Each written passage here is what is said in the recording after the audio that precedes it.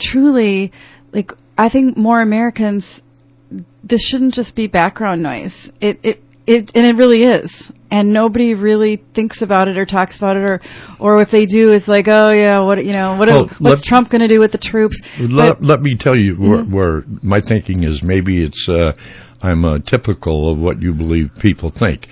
Afghanistan was an enemy. Afghanistan had U.S. troops. Afghanistan killed and maimed many Americans. Why are we doing this? Then all of a sudden, peace supposedly comes to Afghanistan, and everything's going cool. But Afghanistan, we've taken care of it. And I thought it was all kind of settled down and cool. And then this past weekend, all hell broke loose there. Have I got that right? Well, okay, just sort of to back up, I really appreciate that you just kind of gave that really frank, like, this is what I believe I understand, right? Well, you're not claiming to be an expert, but you had sort of a solid interpretation of what's been going on. And I think that not only sounds like absolutely most Americans, the only difference between an adult American giving their assessment and a kid giving their assessment is the kids couldn't care less even a little bit, and it's all just absolutely irrelevant information to them. But it's all pretty much all negative, all understanding that the Afghans are the enemy, so why in the world are we doing this for them? And then of course, like a million different interpretations that this is a byproduct of Islam or a byproduct of their culture or all these things. And the reality is, it just makes me cringe because it's not like completely wrong, but it's so far wrong that until like people really understand what the problem is, who's going to fix it? This is absolutely unfixable the way that everybody's trying to do it. But it is fixable. And the first thing is, like I said a minute ago, you can't fix what you don't understand. And if you took your car in because it's making loud banging noises, until you look under the hood and have somebody really, take a deeper dive, you don't know what to do. And so Americans oftentimes, we kind of fall back on our military, like, fix this. Go drop more big mother of all bombs, or, all these really dramatic shows of strength. And it's just totally useless. And in fact, it actually just makes it worse. So here's the thing. Now, we're not at war with Afghanistan. We've never been at war with Afghanistan. Afghanistan if you went back to the 1950s and 60s in that period, 70s, it was like, it was a significant tourist destination, mostly for Europeans. It was kind of like India in a way, where it's modern, contemporary, but, you go there for the ancient culture, and it's still all around you, and it makes it, and they had, 5-star hotels and airplanes that would land foreigners in and out. The universities were filled with students, girls. I can show you photographs of Afghan co-eds walking down the street, girls wearing short skirts and no burqas, very progressive thinkers, and it was a moderate Islamic nation. Yes, the religion there was primarily Islam, but, just a moderate nation of, nothing extreme. And they were also known as a pretty peaceful people. Now, they have had a reputation for outside invaders. They're very nationalistic, as I think most nations would want to be for outside invaders. Britain tried to invade 3 different times, and they invaded from India, basically, when they occupied India. So when they say Britain invaded 3 different times, well, that was when Britain owned India. Colonized India. And so they were just trying to expand their borders and their reach. And the Afghans pushed them back every time. And so when they say, oh, you can't beat the Afghans, all they were doing is just protecting their own borders and being pretty solid about it. Then in 1979, that was when everything started changing, because Russia and the Soviet Union, they were expanding, taking all the countries and in that whole region for geopolitical influence, and they went into Afghanistan too. and the Afghans they fought back as much as they could. But I mean, they weren't a poor nation, but they certainly didn't have the might to beat back the Russians. I mean, they're obviously one of the most sophisticated, well-equipped militaries. And so the U.S., what they did, and this is a really important part, because the U.S. has always, had their Cold War going on with Russia, and they did not want them to take Afghanistan, because once they start reaching down there, now they're really getting into, again, that geopolitical area where the Americans, they were actually vying for control. And just a little tiny side note is after World War II, both the Russians and the Americans were massively building infrastructure in Afghanistan. They were kind of they're courting them almost, and building aqueducts and roads and airports and many, many things, both the Russians and the Americans, because they both wanted to have that influence in the region. So when the Russians just started plowing through in tanks and taking over, the Americans, they didn't want to get involved in a war, because it's the same as, the American citizens are like, we're tired of war, it's expensive, blah, blah, blah. It's same arguments in World War II. It's not our problem. And, you'll have your military strategist saying, well, it will be our problem if we lose that area, et cetera, et cetera. So what the Americans did is, instead of actually sending our own troops in there, what they decided to do is not only arm the Afghans, just give them more weapons so that they can fight the enemy that we don't want there either.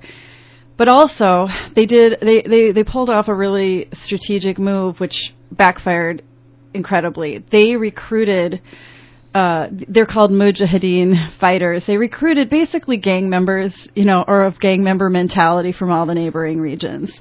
And they weren't even Afghans, but they imported them in.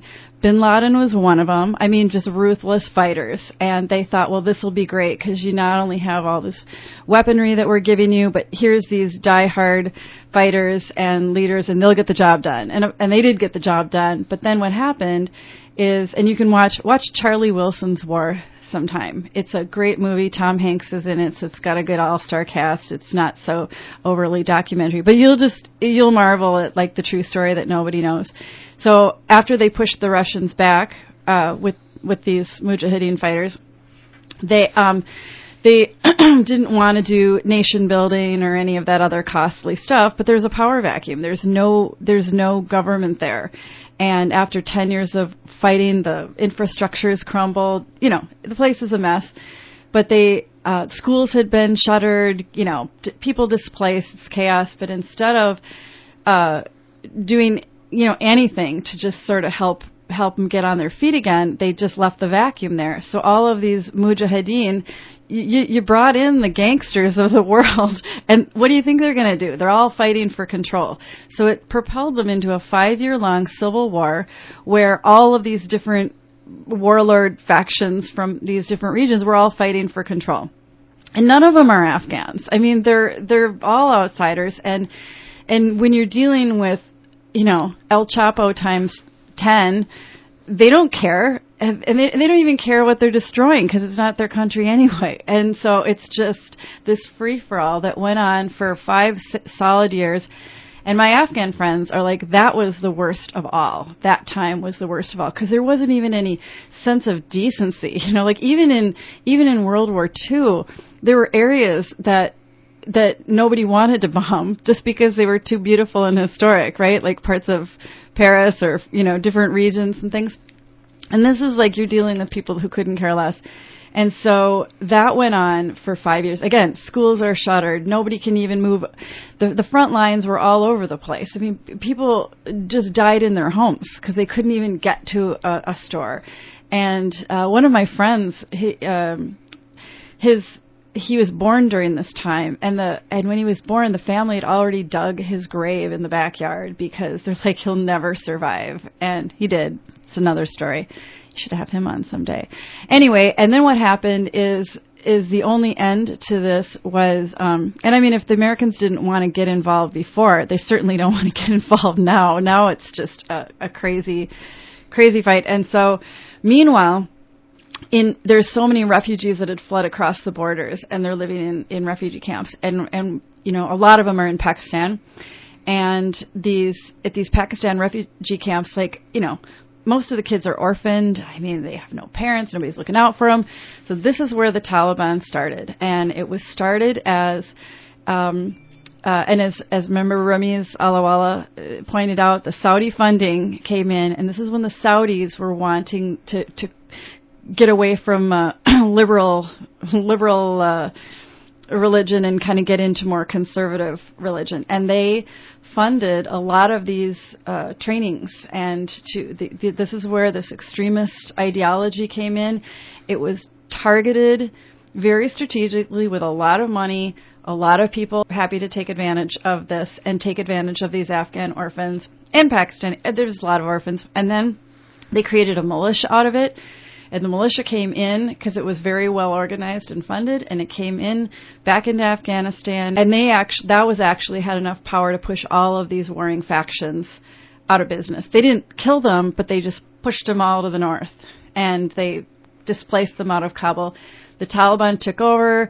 Instead of a militia, it became a militia and a government. It's very similar to ISIS in so many ways, where they want to run a state, and they also are going to enforce this extremist ideology or else. And anyway, so then that they lasted for about 5 or 6 years, and they welcomed bin Laden to work out of Afghanistan. So the Taliban, they weren't even Afghans either. They came from, again, more opportunist outsiders, and they said, bin Laden, you can stay here as long as you want. You're our guest, and you can do whatever you want, and, we hate the Americans too. Go ahead. 9/11 was plotted from there. Everybody knew about it.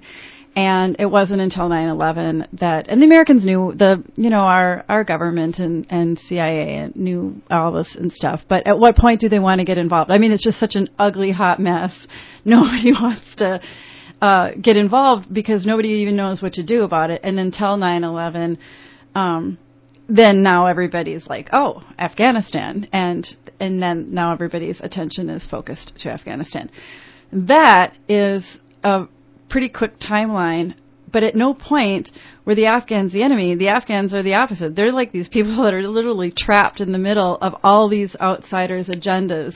But I think teachers and parents and teenagers should be Googling GSD immediately after they listen to this to say, how can I help my teenager understand what's going on in Afghanistan so that they're not only misinformed, because that doesn't help anything, but again, you can't fix what you don't understand. And we call it the GSD Network, and the GSD Network is where, as simple as this, kids come, we teach them what's going on. We call it's a training program where they understand everything that's really going on, and then we put them to work helping us out. We need help. And we need help not from military, not from professors, not from academics or veterans or anybody. We do not need that. We need young minds that are fresh and can look at a puzzle and that has not been made any progress on putting the puzzle together, and we need their fresh ideas. And you know what? They're really good at it. Are you going to travel into war-torn Afghanistan, Kabul, in the near future? It kind of depends. Actually, we base our trips based around what's happening in the network and what are the kids doing, what's happening, what's needed, what are our opportunities coming up. And right now, I would love it if we. Right now, we've got a lot of, we call them operatives. We call the teenagers that are in the network operatives because we give them really important assignments, and they're not volunteers, and you're not picking up trash and being do-gooders. You're literally doing work that the world needs. And I need about a dozen new recruits to help put together some new materials and ideas. And if I can do that and we can kind of get this next phase in, then we will go back and we will again bring this whole we just kind of keep moving the level up to higher and higher levels, and then getting the Afghan kids to, we need you to recruit another 100 kids on your end, and we need another 100 over in this province, and we need another 100 over in that province, and it just keeps growing and growing. Dina Fessler, my guest on the Wayne Eddy Affair on the 95.1 FM and 1080 on your AM dial. This is KYMN.